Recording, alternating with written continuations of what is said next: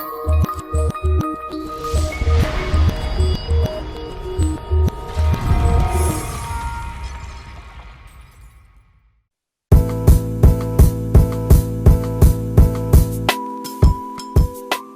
everybody, welcome back to another episode of What's the Brew here at the Cyber Cafe. I am Rashod, as you already know, but I'm joined today with Dr. Debbie Stevens of Restoring Hope Recovery Group here in Atlanta, Georgia.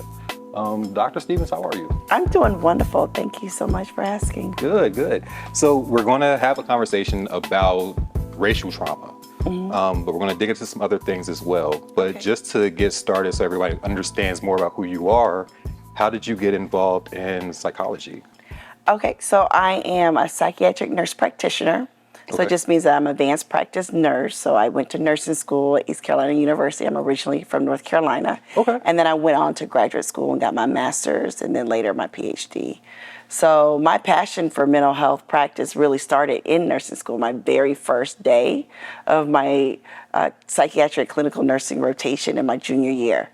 So I knew from that experience that this is what I was going to do for the rest of my life. Nice. I wanted to be a psychologist, and so I watched Silence of the Lambs, and I was like, yeah, no. Not for you? No, not a chance. It was like, I was good in that moment.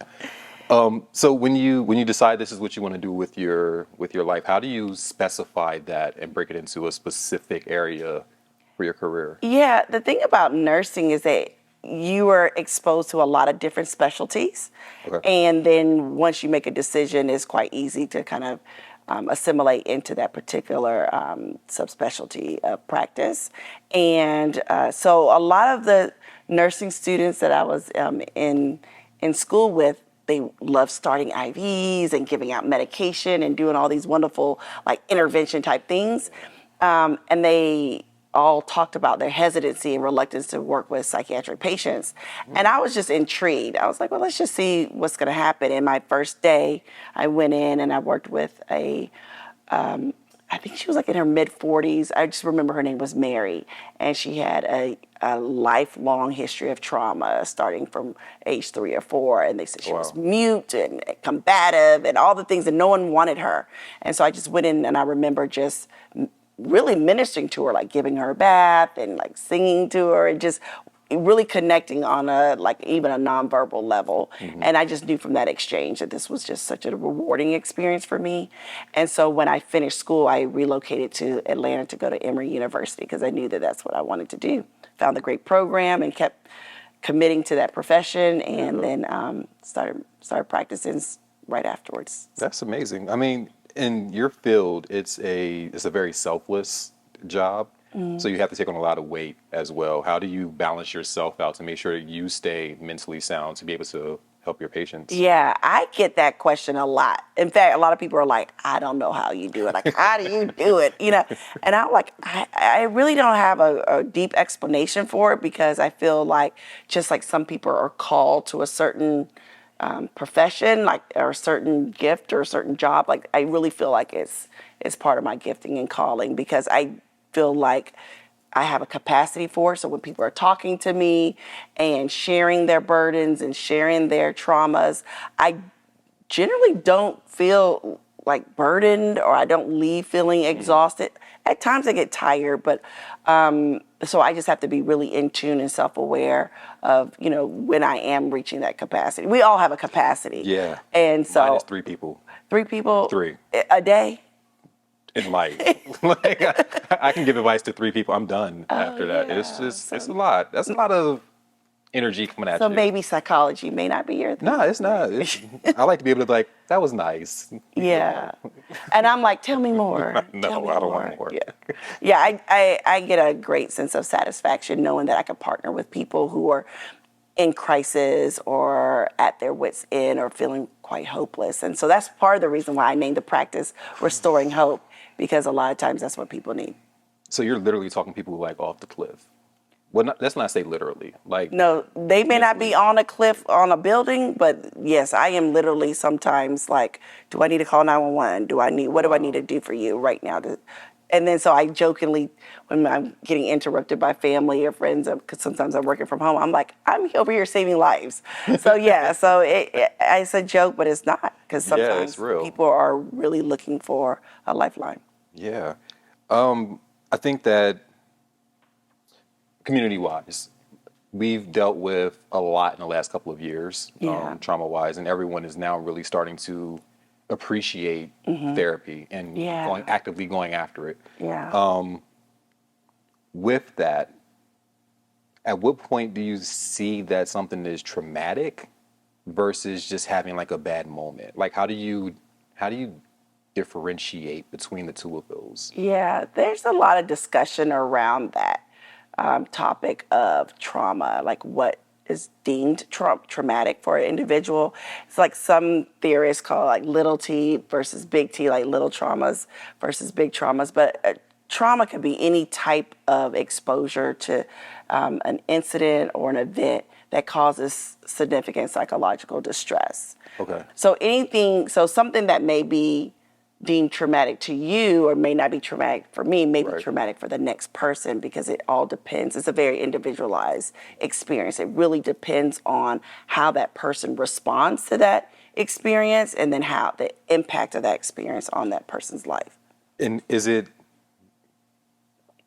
possible to be in a traumatic situation and not realize you're in a traumatic situation and not realize what that effect is on you? It's very possible. In fact, it's more likely that people are experiencing trauma or have experienced trauma, and they haven't even conceptualized it as such. Because a lot of times when you're thinking about trauma, you're thinking of combat veterans, people who are in war, Right. people who get sexually assaulted or raped or kidnapped or experience like gunpoint, getting robbed at gunpoint. People think of trauma like that. They may not think of, your parents neglecting you and abandoning you, or not expressing love and affection towards you, and how that has shaped your way of thinking and how you see yourself in the world. But that Yeah. could be seen as trauma. Yeah, and it was weird. I was thinking about it because I was watching a documentary this past weekend, and it was talking about basically like the Black Lives Matter summer, and it started with like the George Floyd Yeah. killing,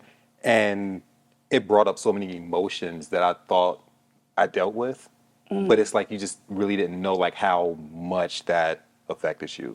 So it's like you just felt all that all over again. Tell me more. No, but seriously, I think that that summer was a huge wake up call. When we think back to, even, I would say back to like Trayvon Martin, like that Yeah. was one of the more pivotal, highly publicized cases, Yeah. of racism and trauma. And so we as African American people experience that collectively. Yeah. And so that's, when you see police brutality and someone murdered and is captured on camera, and then it goes viral across social media. Just even going back to the 90s, I don't know how old you are, but even going back to like Rodney King, and that was why that case was so important to our culture, because it's something that was part of our everyday experience.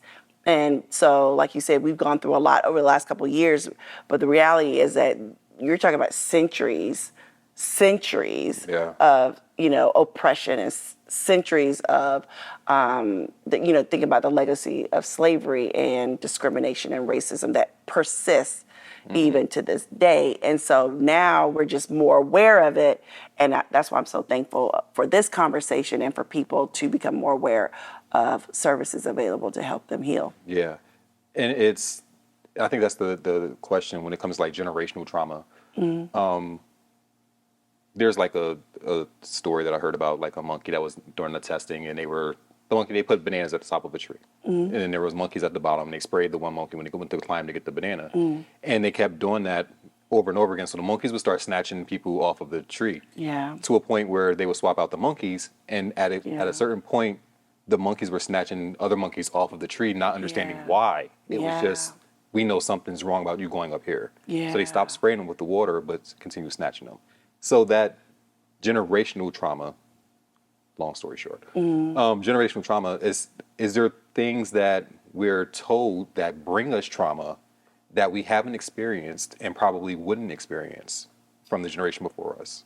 Yeah, I mean, if you think about, like, we've all seen like 12 Years a Slave, and we've seen these homicide, like these classic movies and media that try to depict the atrocities that we as people experience, Black people, African descent people have experienced from slavery. And then throughout the years, when we were talking about oppression and the trauma that has been passed down from generation to generation.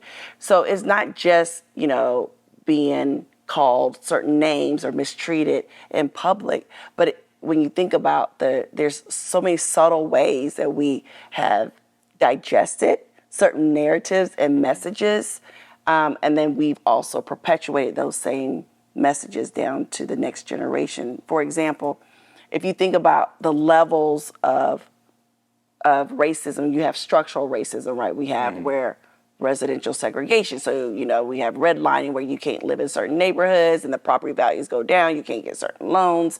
And so that restricts wealth and opportunity. So that's one level, right? But then you also have like interpersonal discrimination, right? So where, you're experiencing unfair treatment based on the color of your skin. But then you also have, this really goes back to like Kamar Jones's work on the levels of systemic racism, and she talks about intrapersonal racism too, so that you can start, almost, it's a form of hatred too. You can have certain negative feelings about yourself as a person of color in this country because of what's been told to you and then reinforced in the culture. So that's a way too that is kind of keeps passing down. And then we don't always have the words and the knowledge, to know how to explain what we're feeling. Yeah. You know what I mean? And I think it's kind of wild when you think about the racism that is taken on by towards Black people, and emitted back out to each other, and we don't really know how to address it, or even after addressing it, how to ratify it. Yeah. So exactly. Like, for example, when I talk to certain people and they're like, well, for example, certain Black men. So they may have like, well, I just like what I like. I like women who look like this and fair skin. And so, and it's just really another form of, racism that's been internalized, so that we have certain standards of beauty pushed on us to tell us that these people who look more like this and have these type of features are more beautiful. So personally, like, I have 3 children, and my oldest is more fair skin, more slim, and then my youngest daughter, she's chocolate, she's beautiful, she's curvy, but she's always been compared to her older sister growing up, and having to fight against these ideals and messages that she's not as beautiful because of that. And so, we are responsible for that too. Like, we have to educate and do our best to promote, validation and affirmation in our young girls and women. Is that challenging for you as a parent to not just experience that with your daughter, but to try to talk her away from that emotion, to not compare herself to her sister? Yeah, it's extremely challenging because you feel powerless, and that's how a lot of people feel. A lot of African Americans feel in this country, like we have no power. We have, and that's why a lot of times people do feel hopeless. So, incident after incident, that's captured on camera, but then there's no accountability, you know what I mean? And so it's just like you're constantly you think about the young girl who played Ariel in The Little Mermaid. Think about the backlash you got. You're like, this is a cartoon we're talking about, you know what I mean? So it's just like this resistance to equity, to us being seen as full humans and the beautiful people that we are. So it's a constant fight. Which brings us to the next point. When it comes to having a therapist, we were talking about the importance of having a therapist that looks like you. And I was explaining that when I first went to therapy, I opted out for it wasn't even intentional. I went to get a Black therapist, but my therapist ended up being a middle-aged white woman. Okay. And I felt comfortable with her being there because it made me have to explain how I felt instead of someone telling me, I understand. So I had to explain what that whole Black Lives Matter summer felt like for me, which helped me put words to it, where I feel like if I had a Black therapist, it'd be like, we get each other, I don't have to go there. Is that necessarily something that happens, or is that just my situation? That's your very unique situation because most people are looking for, and I appreciate that type of thinking, that you're like, okay, maybe if I get someone who's not like me, they're able to unearth certain things or help me reach certain insights and understandings that a person of color wouldn't. Is that what you were getting at? Not really. It was more of me having to verbalize my feelings instead of just kind of being on the same accord from jump. And you felt So like if you were on the same accord from jump, what would happen? I probably wouldn't have verbalized how I felt. It just would have been a understanding, like a we see each other kind of understanding. Okay, so you made that decision. Okay, I'm gonna try not to work because No, come on, let's I not have to work. invoice you. Okay, so basically, The studio got it. the studio got it. Okay. So it sounds like you made a decision based on an assumption. And your assumption was that if you met with a person of color, they wouldn't be able to challenge you to verbalize your thoughts and feelings the same way a white person would. That's the assumption. It sounds like you went into that decision making. I don't know, maybe or maybe not, but it sounds like something similar along those lines, which I can appreciate because it sounds like you just wanted to get, you have certain goals and when you are approaching therapy and you made certain decisions that you felt like would help you get there. Majority of my experience has been majority of people of color are looking for a person of color because they don't want that extra headache of trying to explain their existence or to explain the reason why they're frustrated, or they may not even know the reason why they're frustrated or why they're irritable or why they're anxious or why they can't sleep or why they're struggling to pull themselves up and go to work every day and feeling this sense of unease every day just by being a person of color. And they're coming into therapy so they don't have to go through a bunch of time and effort to explain that. And that person can maybe help them understand the framework of chronic stress and living as a person of color, particularly, we're talking about, Black and indigenous, other people, Asian people experience discrimination too. But our experience as, African Americans is very unique because of the history of slavery in this country. So a lot of times they have a sense of relief, like, oh my God, like I've been looking for you for months. Like they will come to me like, oh, like you don't know how long it took me to find you. And I'm not saying every person of color is, culturally competent and fully qualified and all that. There's some, there's slackers and people, whatever, in every profession. But it does mean something when I can go in and the person say, I see you. It means something. And I get that. Like I can understand the importance of that. And it's not just my anecdotal experience, like, oh, I'm all that, and I know my patients tell me that how good I am. But there's studies to show, like, when people are in A comfortable situation. when they have care, quality health care delivered to them from a person that they feel like sees them and understands them and looks like them and has a shared history and background, their health outcomes are better. So it's to your advantage, if as a person of color in this country, to find someone that looks like you. Is there a network where you can do that? Like, is there somewhere where you can go and find Black therapists specifically? Yeah, there's all kind of networks online. Like there's therapy for Black girls and Black men. So there's all kind of now newer networks and organizations popping up, particularly for this reason, because like you were saying earlier, there's an increased awareness and people are, it's all in pop culture, social media, like Charlamagne the God talking about it. So people are like, okay, maybe people will book me saying, I don't know, do I need therapy? Everyone's talking about it, maybe I should. And I was like, well, let's see, But I think everybody needs like a little bit of therapy. Yeah, it doesn't hurt. Just a little bit. It doesn't hurt. Because you might unearth something you didn't even know was there. You probably will unearth something that you didn't know it was there. It's like, so that's why I don't like turning the lights on. Oh. Like, random stuff.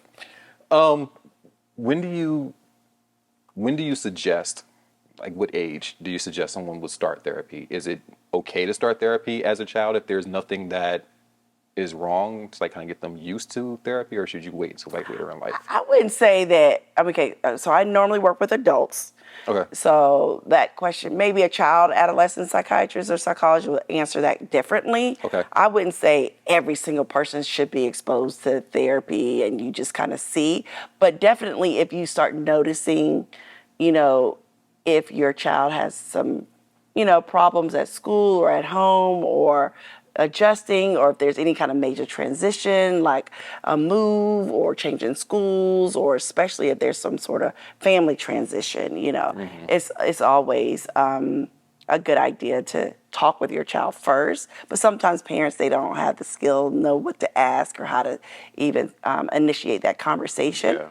But just encouraging certain strategies and talking to your child about how normal it is to talk to someone is a start. And a lot of people don't realize that therapy is a part of their health plan with their insurance from work. Yeah, there's been a lot of movement and political will to support equal access to mental health and for it to be equitable to physical health care. Yeah, so a lot of times you can access an EAP plan. You can start with that, and a lot of workplaces offer 6 sessions or 10 sessions for free. And lack of insurance can be a barrier, but if you don't have insurance, doesn't mean that you can't get good mental health care either. Like I've had years of experience working for federally qualified healthcare centers or county hospitals. And so there are resources in your community if you are seeking treatment. You don't have to have like Aetna or Blue Cross to necessarily get the best care. Okay. So for people that are looking for a therapist, what's something that outside of making sure that the person, or not making sure, but opting for a person that may look like you, what's something that they should look for as far as like qualifications? Like, do you need to look at schooling, where the person works at? Oh, Like, that's great. I mean, most people try to do a little bit of that. They don't know exactly what to look for.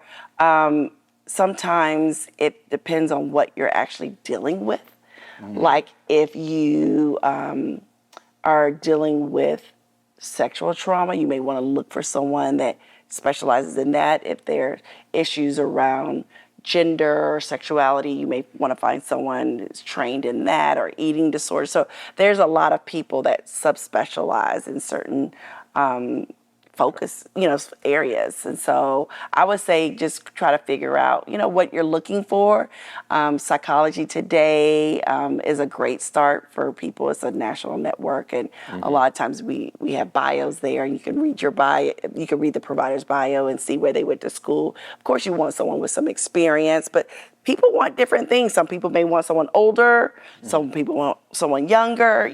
So it all depends on, just kind of taking some time to reflect on what you feel like you need, and then not giving up after that first one, because a lot of times it's like a one and done, like therapy's not for me, but it's like, you're not gonna, I heard on the radio last week, someone was saying, if you go eat something and you don't like the meal, you're not gonna, boycott food. You're not gonna go on a food strike. You just go to another restaurant. So you just gotta, sometimes it does take some time depending on your unique specifications or, what you're wanting. My first therapist was on BetterHelp. Okay. No? No. Okay. No, she needs a new career. I'll give you my website. I was like, yeah, you're not it. Really? Okay, what about her that you were like turned off, or like, oh, this is not it? I think that she was trying to play it too cool for me. And it's like, we're not friends. I don't know you. Like, you're too chummy with me in this moment. Like, so her style just didn't match yours, because some people like that. Some people like that. Some people want a homie. Like, some people want a professional that feels like a friend or someone that they trust. I'm sorry, I'm bad about reframing. But you know what I mean? Like, it's not every person's for everyone. Right. I think she probably is great for someone. Yeah, just, that was not for you. No. So I think that you bring up a valid point. It's just taking time to know what's important to you. Yeah. And then sometimes I do consult calls where people ask questions, and I give them an opportunity to kind of do like get a feel for you. Yeah, get a feel. There are no commitments. Yeah, so that way you're not wasting that hour. I do not take it personally. I'm not for everybody. That's okay. I'm for a lot of people, though. A lot of people. I mean, you booked and busy. I'm booked and busy. Thank you, Which is Jesus. why you're on your way into this new venture. Do you want to talk about that? In terms of my practice? Yes. Okay, so yeah, I started a private practice not too long ago. And I've been taking my time with it because I want to make sure that I am, building a practice that's full of good care and quality care, that I'm accessible to my clients. They can reach my email, phone, they text me. So I'm, within appropriate within timelines and boundaries, people. Boundaries, exactly. But so yeah, I'm making my way towards doing that full time and doing things like this, like sharing my knowledge and expertise with the community and doing more promotions and stuff like that. No, absolutely. It's much appreciated. So Yeah. thank you for talking about trauma with us. I didn't cry, so You did good. You were looking for tissues, but you didn't need them. I didn't need them. Yeah. Just kind of like sucked it back into my eye. Next time we can go deeper if you like. Just kind of ease it and ease you there. We can do that. That works for me. Okay, but thanks for having me. Thank you so much. It was very much appreciated. Yeah.